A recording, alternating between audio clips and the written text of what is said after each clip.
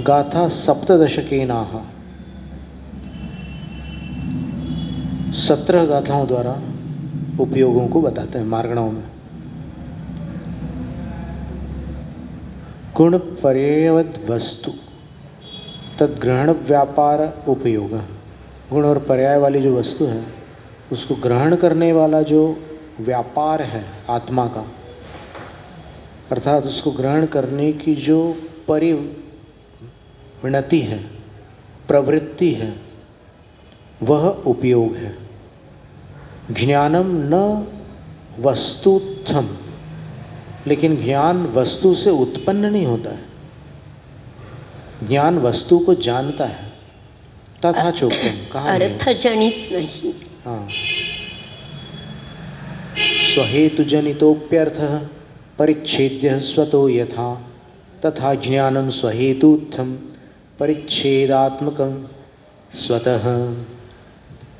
अपने हेतुओं से उत्पन्न हुआ जो पदार्थ है वो भले ही अपने हेतुओं से उत्पन्न हुआ हो, फिर भी वह यथा जिस तरह स्वतः परिच्छेद्य अपने आप में ही ज्ञेय स्वरूप होता है, जानने योग्य होता है, तथा उसी तरह ज्ञानम स्वहेतु उत्तम, ज्ञान अपने हेतुओं से उत्पन्न होता है और वह परिच्छेदात्मकम स्वतः, वह अपने आप ही परिच्छेदक होता है, ज्ञायक होता है, जानने वाला होता है।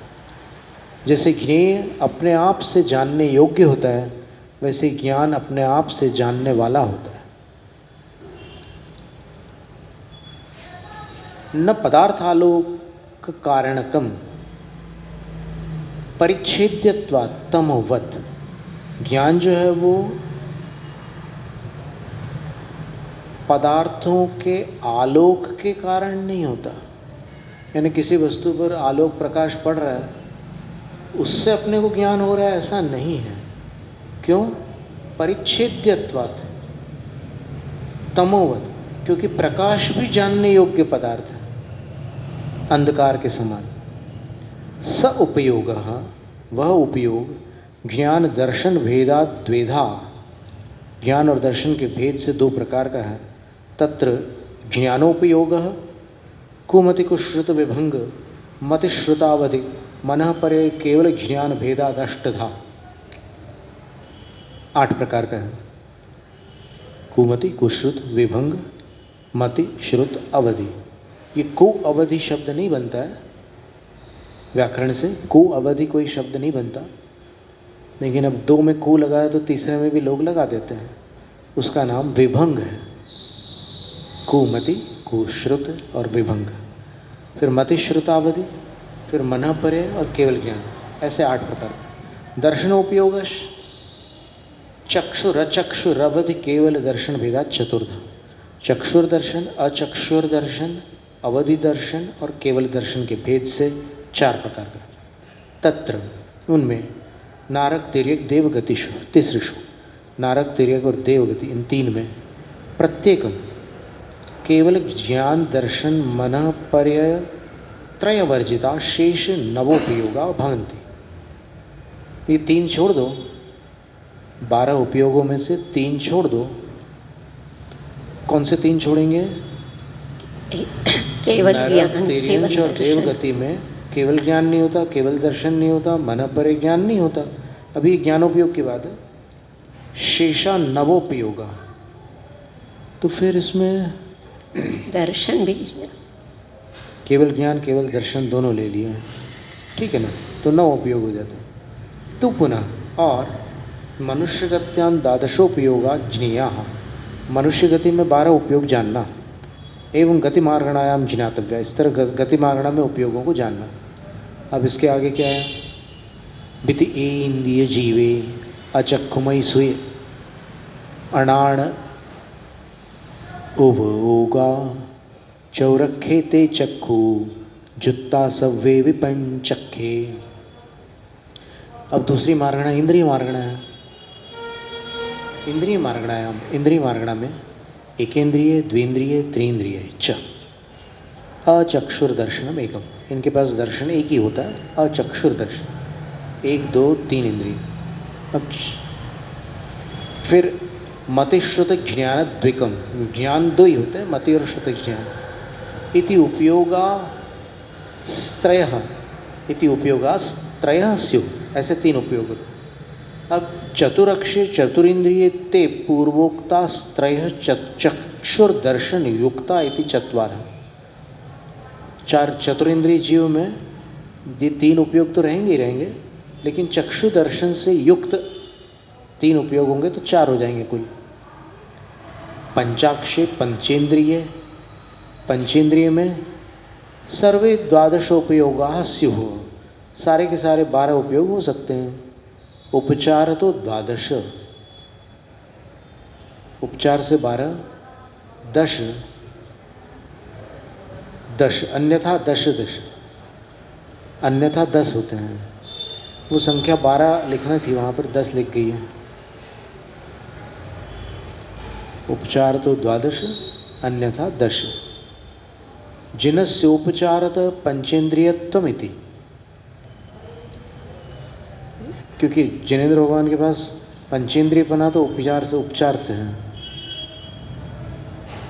जाति नाम कर्म का उदय है, इसलिए, और द्रव्येंद्रिय उनकी रचना है। उस अपेक्षा से भावेंद्रिय के बिना उपचार से। अब इसमें ऊपर गाथा में एक शब्द आया था जो नीचे टीका में नहीं आ पाया है, वो बड़े महत्व का शब्द था, अणाण। ये मति अज्ञान और श्रुताज्ञान, ऐसे दो अज्ञान होते हैं, सम्यक ज्ञान नहीं होता वहाँ पर।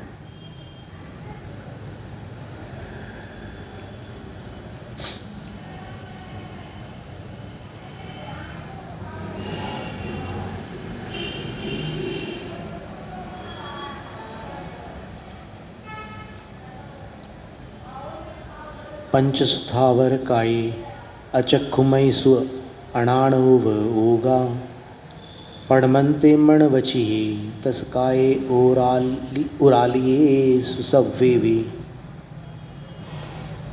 मज्झले मणवचिये सव्वे विहवंति केवल दुगुणा ओरालमिस कम्मे मणपज्ज विहंग चक्षुहीणा ते वे उव्वे मणपज्जव केवल जुग ढूंढया दुते चेव तम्मिसे केवल दुग मणपज्ज विहंग चक्षुणा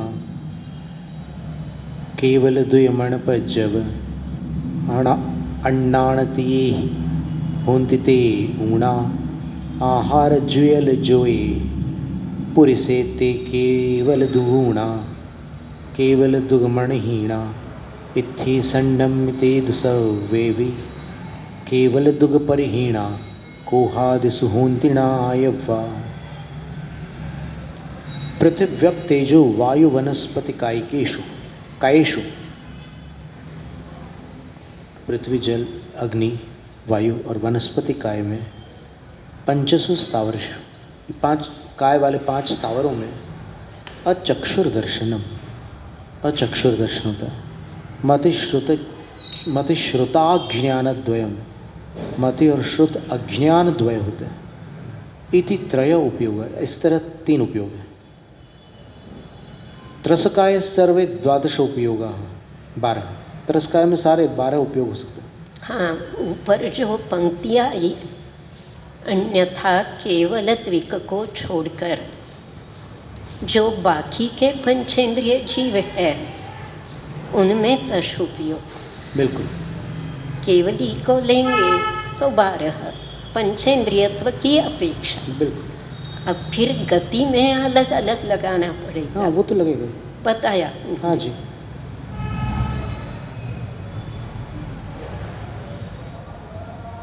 प्रथमांते मनोवचन योगे सत्यानुभय मनोवचन योगेषु चतुर्षु प्रत्येकं सर्वे 12 उपयोगाः।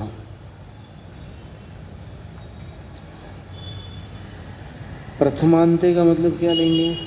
पहले गुणस्थान तक मन वचन योग में सत्य और अनुभय मन वचन योग में,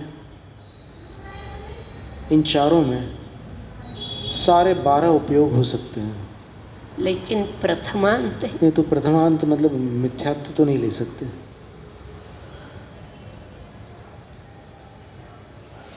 गाथा में भी पढ़मंते दिया। हाँ,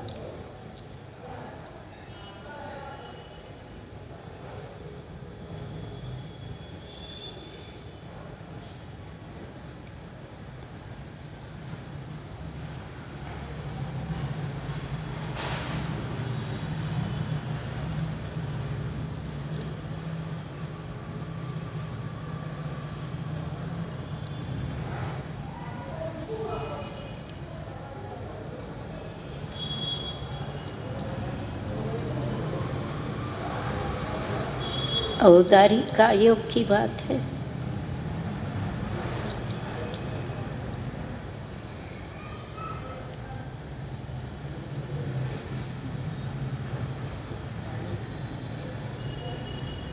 हाँ,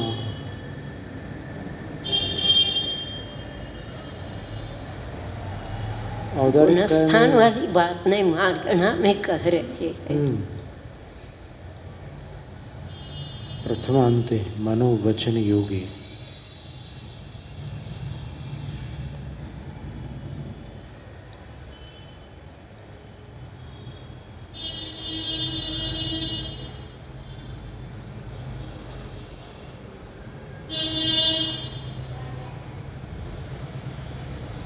भगवती आराधना के निर्यापक अधिकार में हाँ जी, आया है अक्षेवणीय सम्मेलनीय निर्वेयणीय खवयस पावोगा होंती कहा न कहा विक्षेवणी चुका। गाथा क्रमांक 660। विक्षेपणी को अयोग्य कहा है।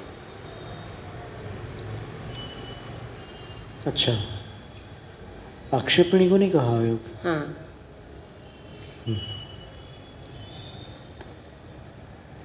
660 में तो यहाँ कुछ और दे रहे हैं। वो कौन सी प्रति है? भगवती आराधना। हाँ, भगवती आराधना।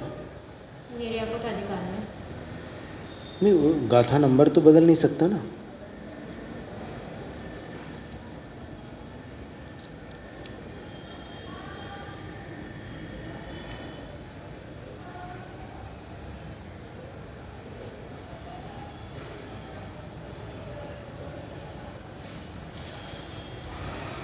इसमें उससे पहले आइएगा था।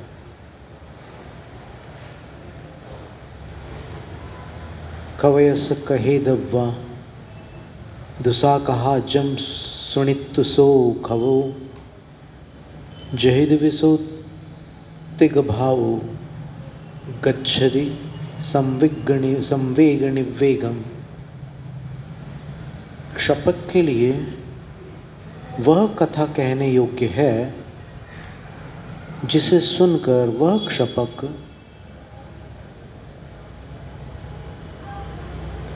जहिद विसोत्तिग भावों, जो विश्व से उत्तिग यानी अशुभ भाव है उसको जहित कर दे, त्यक्त कर दे। और क्या करे?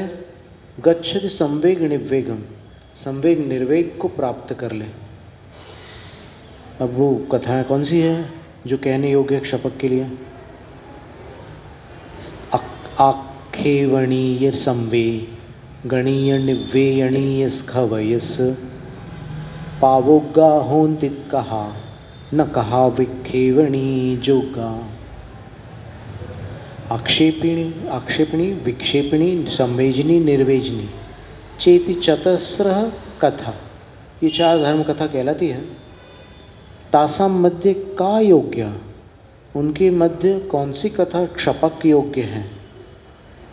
का वायोग्य इति अत्र उत्तरम ब्रवीति, और कौन सी अयोग्य है ऐसा प्रश्न आने पर आचार्य उत्तर कहते हैं आक्षेपणीय इति आक्षेपणी संवेजनी निर्वेजनी च कथा क्षपकस्य श्रोतुम आख्यातुम च योग्या। वह कथा क्षपक के सुनने योग्य भी है और क्षपक के लिए उसका व्याख्यान करने योग्य भी है।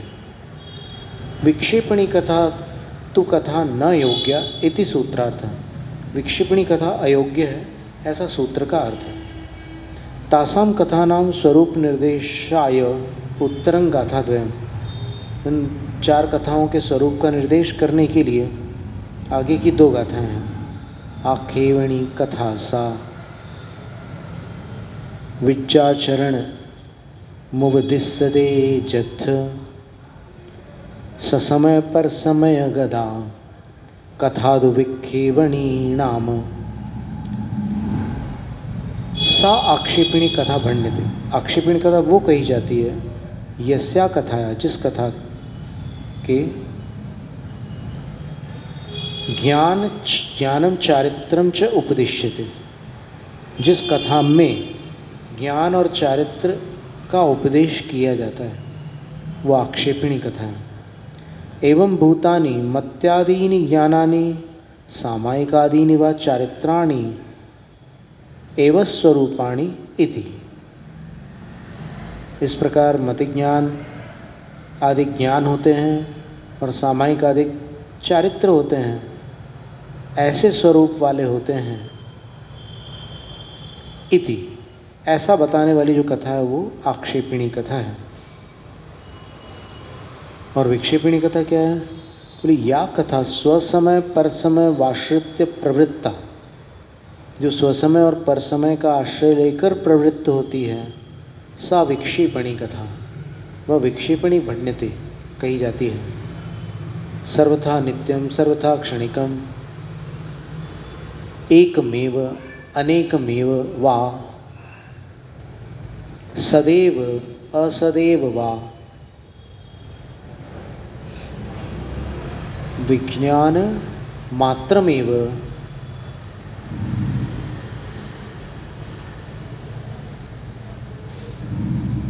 पूज्यमेव इत्यादिकम। ये पूज्यमेव नहीं है, कुछ और है।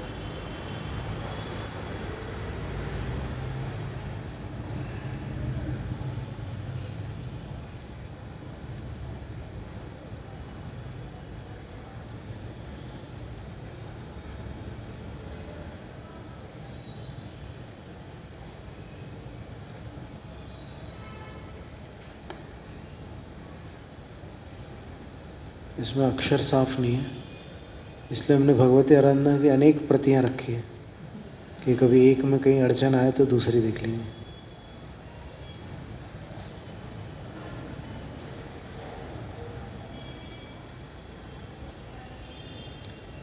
अच्छा, पूज्य नहीं है, शून्य लिखा है। शून्यमेव सर्वम शून्यम। शून्यवादी होते हैं ना। इत्यादिकम पर समय, ये जो है ये सब पर समय है।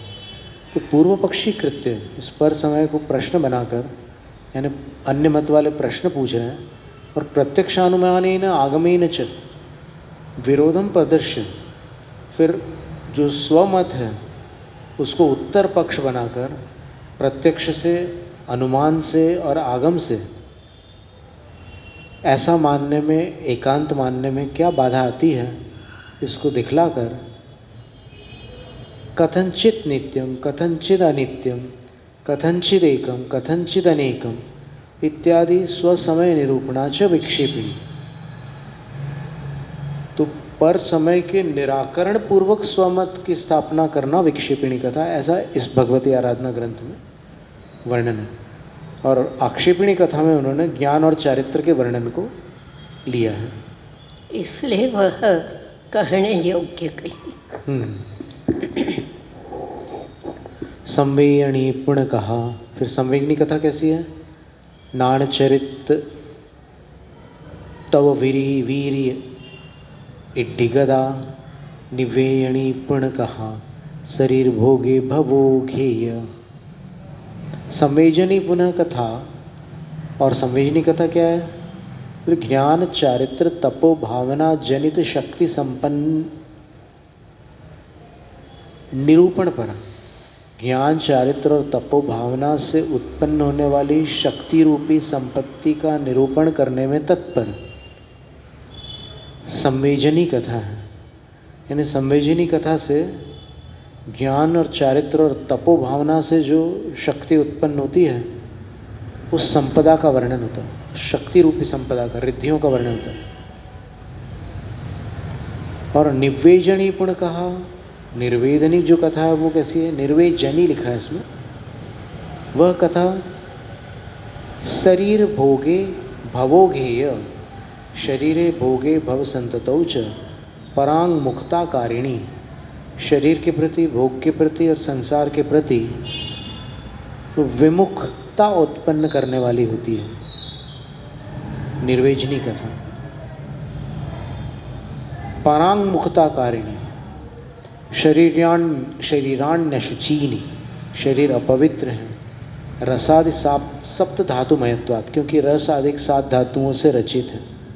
शुक्र शोणित बीजत्वात्, और इसका मूल कारण शुक्र और शोणित है। ऐसा भी एक विषय आया था चर्चा में कि ये शोणित जो है रक्त का पर्यायवाची है। हाँ। तो वास्तव में यहाँ पर रक्त विवक्षित नहीं है, यहाँ पर रजह विवक्षित है। हाँ। रजस, रजो वीर्य। हाँ। तो ऐसा कुछ लोग कहते हैं कि कुछ आचार्यों ने शोणित शब्द का प्रयोग किया, कुछ आचार्यों ने रजह शब्द का प्रयोग किया। तो जो रजह का प्रयोग करने वाले थे उनका कथन आज विज्ञान को भी स्वीकृत है, लेकिन जो शोणित शब्द का प्रयोग कर रहे थे वो अब विज्ञान को अमान्य है। इसका मतलब वो विवक्षा से शोणित बोलते होंगे। ठीक है। हाँ। पूर्वाचार्यों का फिजियोलॉजी, हाइजीन, गायनाकोलॉजी का ज्ञान आज से बढ़कर था। आज के सभी स्पेशलिस्ट पूर्वाचार्यों के ज्ञान के सामने मात खाएंगे।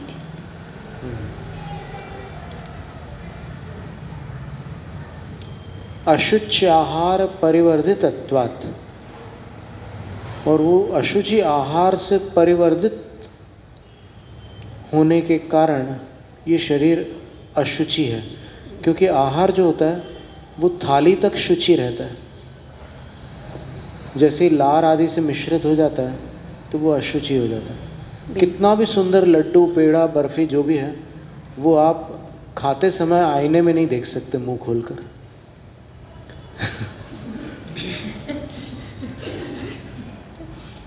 हालत खराब हो जाएगी, खा ही नहीं पाओगे फिर।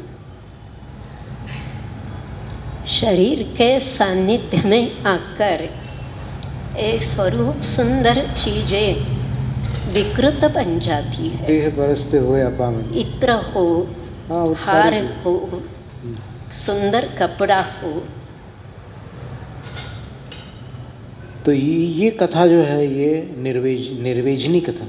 वास्तव में संस्कृत में देखें तो निर्वेग शब्द बनता है ना। हाँ, सम्वेग और निर्वेग। संवेदनी भी आता है। संवेदनी नहीं आता, निर्वेगिनी, निर्वेग शब्द है। और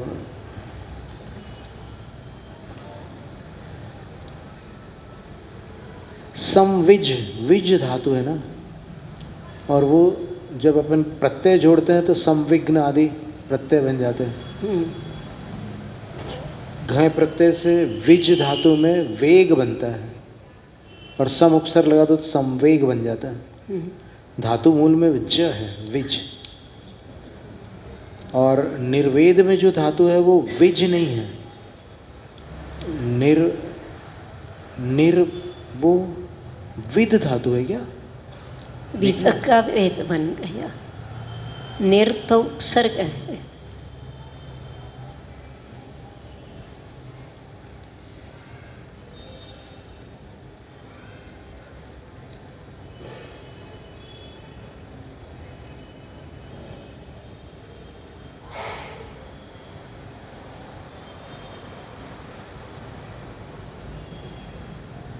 निर्वेग का अर्थ कोश में लिखा है कि सांसारिक पदार्थों के प्रति अरुचि हो जाना, विमुखता। लेकिन यहाँ पर अनुवाद में संवेदनी निर्वेदिनी, ऐसा अनुवाद उसमें संस्कृत में ऐसा नहीं लिया, जकार और ज ही दकार, लिया है। और ऐसा ही कथन में आता है।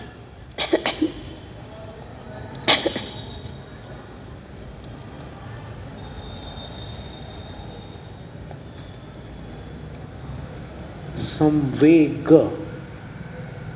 निर्वेद, ये बहुत बड़ा अंतर है दोनों में। एक में वेग बना है, एक में वेद बना है। निर्वेद और संवेग।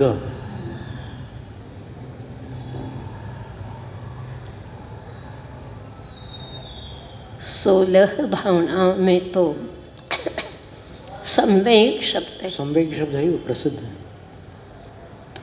जगत का यह स्वभाव हुआ, संवेग वैराग्यार्थम। वहाँ भी संवेग शब्द है। फिर एक संवेदनी निर्वेदिनी आया। हाँ, बस यही थोड़ा सा। चलो अपना अभिप्राय ग्रहण कर लेते हैं और क्या।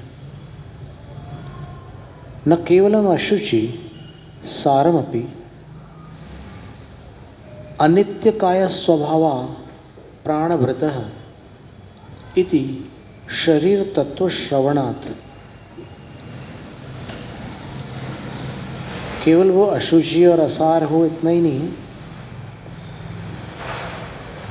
लेकिन अनित्य काय स्वभाव भी है। ये सारे प्राणी जो है उनके शरीर का स्वभाव अनित्य है। शरीर कब बदल जाए कुछ कह नहीं सकते।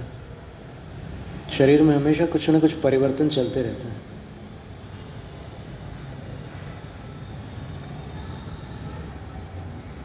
तथा भोगा दुर्लभा स्त्री वस्त्र गंध माल्य भोजनादयो लब्धा अपि कथनचित न तृप्तिं जनयति।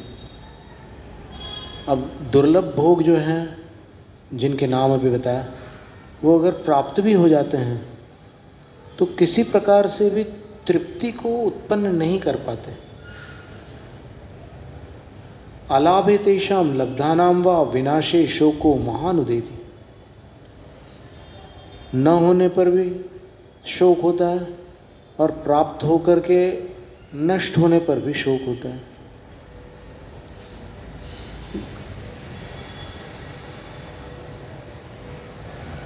अच्छा, नहीं, वैसा न होने पर शोक होता है ऐसा नहीं लेना होगा अर्थ। ये लगेगा तेषाम अलाभ है, उनका अलाभ होने पर भी कष्ट होता है और प्राप्त होकर नाश होने पर भी कष्ट होता है।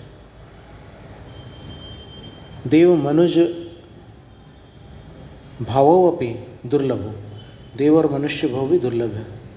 दुख बहुलो अल्प सुखो इति निरूपणात्। लेकिन फिर भी दुख बहुल है और अल्प सुख युक्त है देव और मनुष्य पर्याय।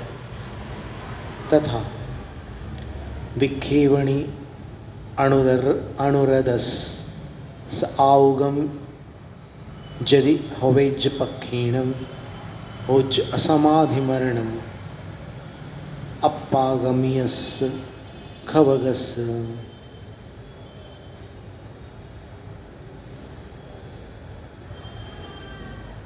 विक्षेपिण्या अनुरक्तस्य पर समय निरूपणायाम अनुरक्तस्य। जो क्षपक अन्य मत की व्याख्या में अनुरक्त है, अनुराग रखते हैं,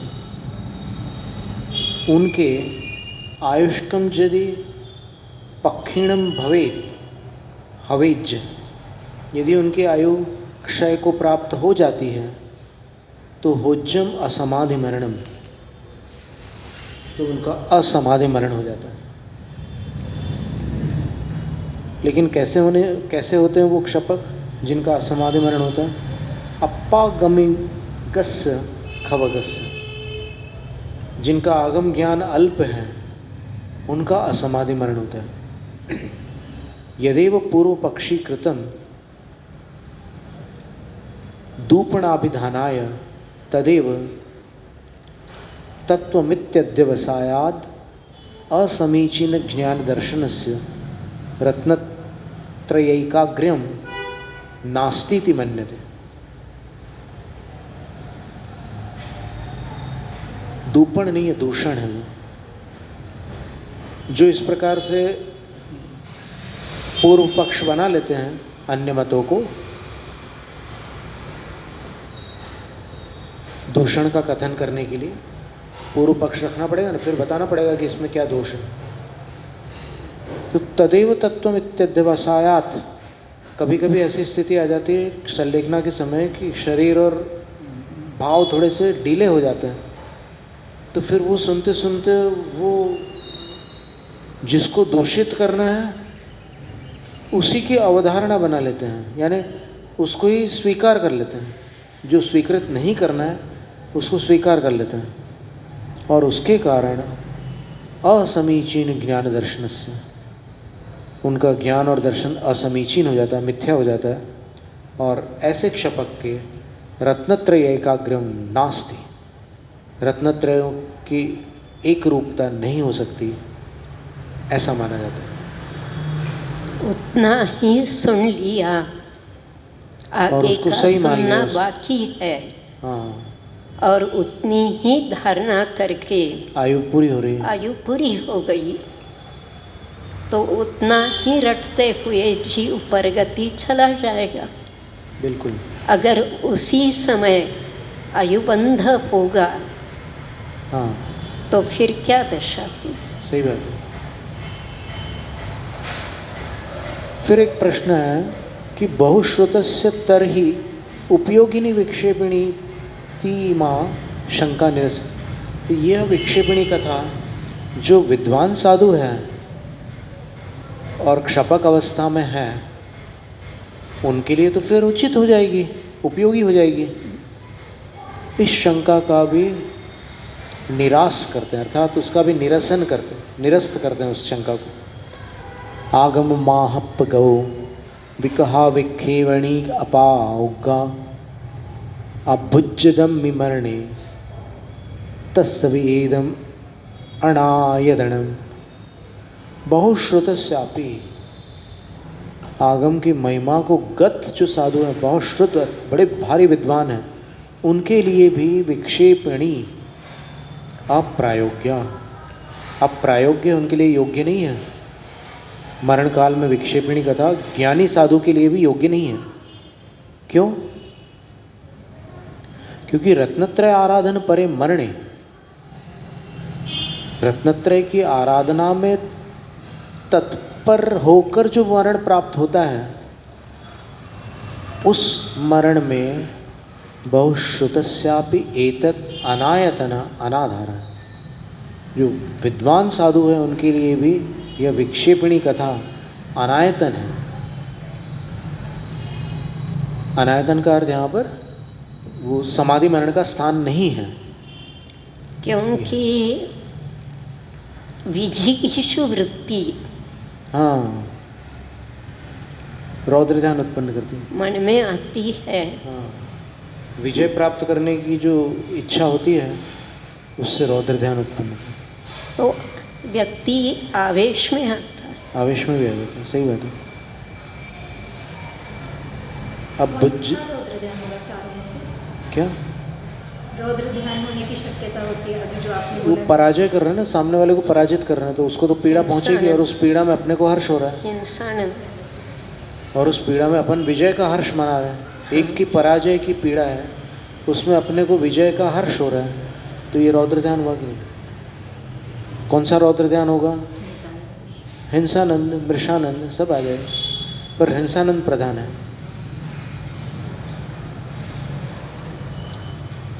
माता जी को राजवार्तिक मानव कंठस्थ था। अजित मती माता जी। हाँ, हाँ जी।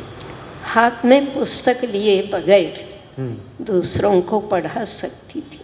ठीक है। संस्कृत हम पढ़े, अर्थ वे कहे। ठीक है ना। संलेखना में उन्होंने राजवार्तिक मुझसे पढ़ाया,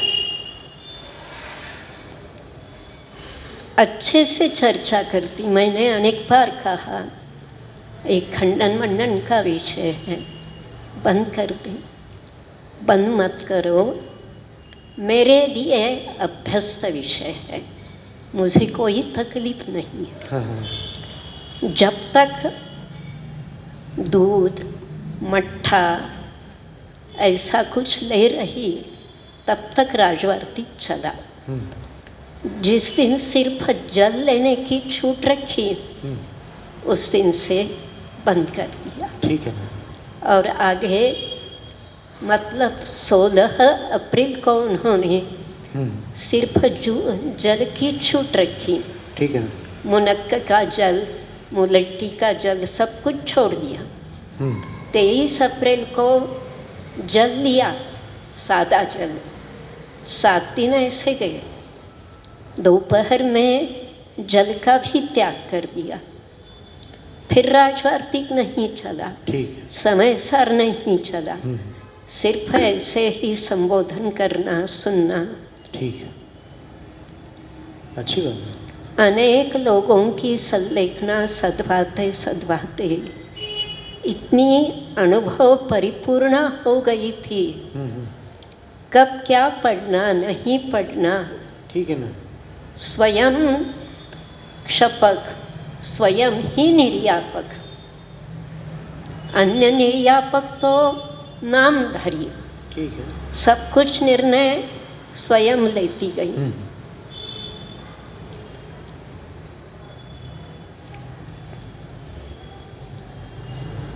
अब मुझे ये छोड़ना रत्नत्रय की है। आराधना में ये विक्षेपिणी कथा अनायतन स्वरूप, अर्थात उसका आधार नहीं है।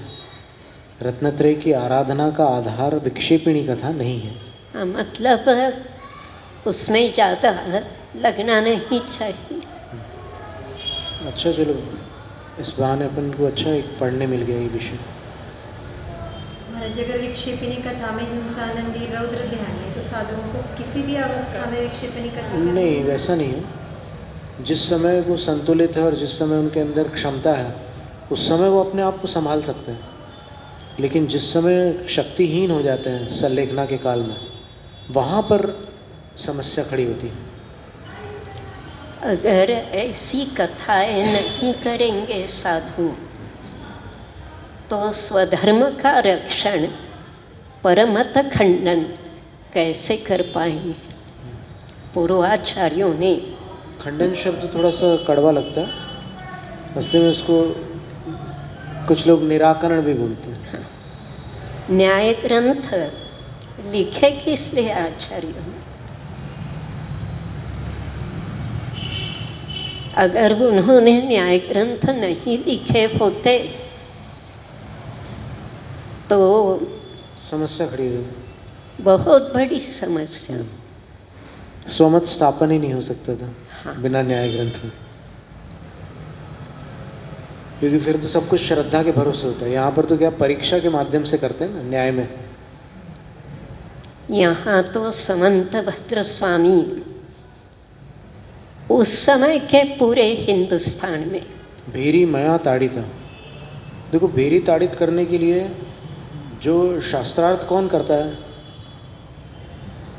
तो शास्त्रार्थ वही कर सकते हैं जो उनके यहाँ जाकर भेरी ताड़ित करते हैं।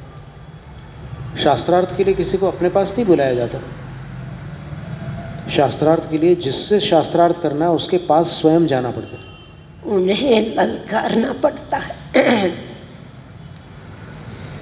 वादार्थी विचराम्य हम नरपते शार्दूल विक्रीडितम। मैं वादार्थी होकर सभी जगह विचरण कर रहा हूँ। और उस समय का हिंदुस्तान बहुत बड़ा था। हाँ बिल्कुल, वो तो पूरा अफगानिस्तान सब कुछ था इसमें, बर्मा वगैरह सब था, ब्रह्मदेश वगैरह। आगरा में बैठकर औरंगजेब काबुल कंदाहार का शासन चलाया करता था।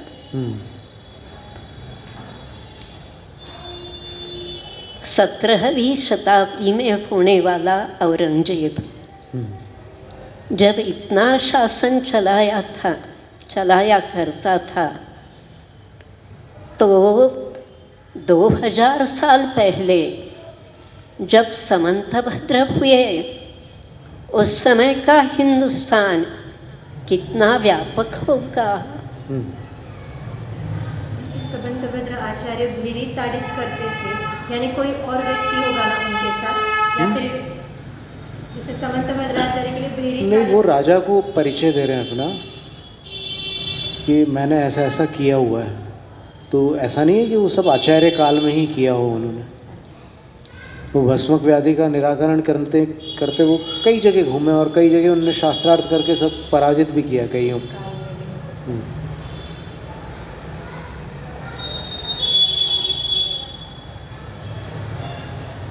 तो कहाँ पहुँचे थे फिर? प्रथमांते। तो प्रथमांत का अर्थ थोड़ा अटक रहा है। कहीं उन्होंने योगों के विभाग तो नहीं किए। सत्य और उभय मनोयोग वचन योग वाला एक विभाग, असत्य और उभय मनोयोग वचन योग वाला एक विभाग, काय योगों में भी ऐसा ही। तीनों मिश्र काय योग और कार्मन काय योग को अलग, 3 पर्याप्त दशा के योग अलग, क्योंकि मध्येषु असत्य उभय मनो वचन योगेषु चतुर्षु।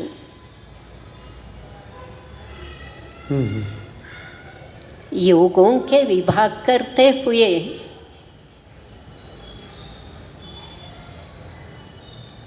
या प्रथमांते में औदारिक काय योगे सर्वे द्वादश उपयोगाः सन्ति, ये पंक्ति भी आई हुई है। एक बार इसकी हिंदी पढ़ के देखते हैं। काय मार्गणा की अपेक्षा 5 स्थावर कायों में अचक्षुर्दर्शन, मत्यक ज्ञान और श्रुताज्ञान ये 3 उपयोग होते हैं। त्रस काय में सर्व ही उपयोग होते हैं। योग मार्गणा की अपेक्षा प्रथम और अंतिम मनोयोग में तथा वचन योग में और औदारिक काय योग में सर्व ही उपयोग होते हैं। इसका मतलब प्रथमांते नपुंसकलिंग द्विवचन लिया। पहला सत्य मनोयोग, अंत का अनुभय मनोयोग। पहला सत्य वचन योग और अंतिम अनुभय वचन योग। ठीक है। प्रथमश्च अंतश्च, ये तो पुल्लिंग में मैंने बोला। ठीक है। प्रथमम अंतम, द्विवचन किया नपुंसकलिंग का, वनम वने वनानी जैसा। हाँ, वो तो ठीक है। सप्तमी नहीं होगी वो? नहीं,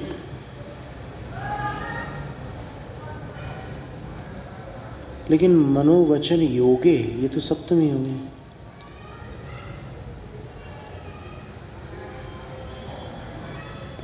तो फिर प्रथम और अंत को एक सामासिक पद बनाकर, समाहार द्वंद्व बना करके उसको सप्तमी में ले सकते हैं। सप्तमी एक वचन बना सकते हैं।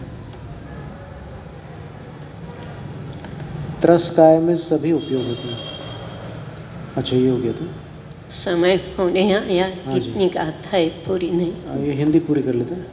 योग मार्गणा की अपेक्षा प्रथम और अंतिम मनोयोग तथा वचन योग में और औदारिक काय योग में सभी उपयोग होते हैं। मध्य के दोनों अर्थात मनोयोग और वचन योग में केवली द्विक को छोड़कर शेष सर्व उपयोग होते हैं। औदारिक मिश्र काय योग और कार्मण काय योग में मन परिज्ञान, विभंगावधि और चक्षुर दर्शन, इन 3 को छोड़कर शेष 9 उपयोग होते हैं। वैक्रिय काय योग में मन परिज्ञान और केवल द्विक को छोड़कर शेष 9 उपयोग होते हैं। वैक्रिक मिश्र काय योग में केवल द्विक, मन परिज्ञान, विभंगावधि और चक्षुर दर्शन, इन 5 को छोड़कर शेष 7 उपयोग होते हैं वैकृक मिश्र का योग में। फिर आहारक का योग और आहारक मिश्र का योग में केवल द्विक, मन परिज्ञान और अज्ञान त्रिक, इन 6 को छोड़कर शेष 6 उपयोग होते हैं। वेद मार्गणा की अपेक्षा पुरुष वेद में केवल द्विक को छोड़कर शेष 10 उपयोग होते हैं। स्त्री वेद और नपुंसक वेद में केवल द्विक और मन परिज्ञान, इन 3 को छोड़कर शेष सब उपयोग होते हैं। कषाय मार्गणा की अपेक्षा क्रोध आदि 4 कषायों में केवल द्विक को छोड़कर शेष 10 उपयोग जानना चाहिए।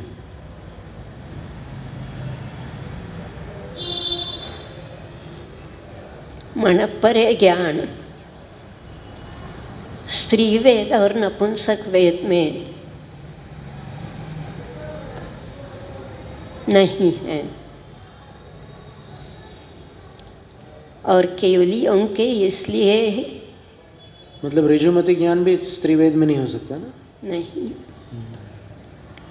जब केवल ज्ञान होता है तब व्यक्ति वेद से रहित होता है। ठीक है, इसलिए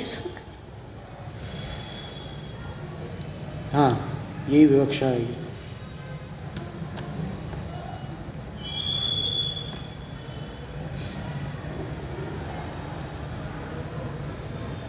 ठीक है, आज इतना ही रखते हैं। हाँ। जैनिम जयतु शास्त्र।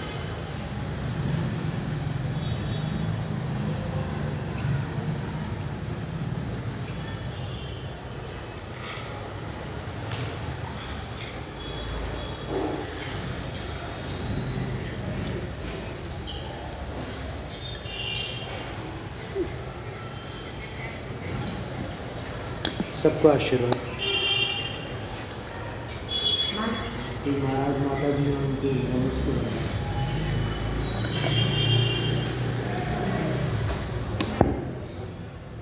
क्या बोल रहे हो?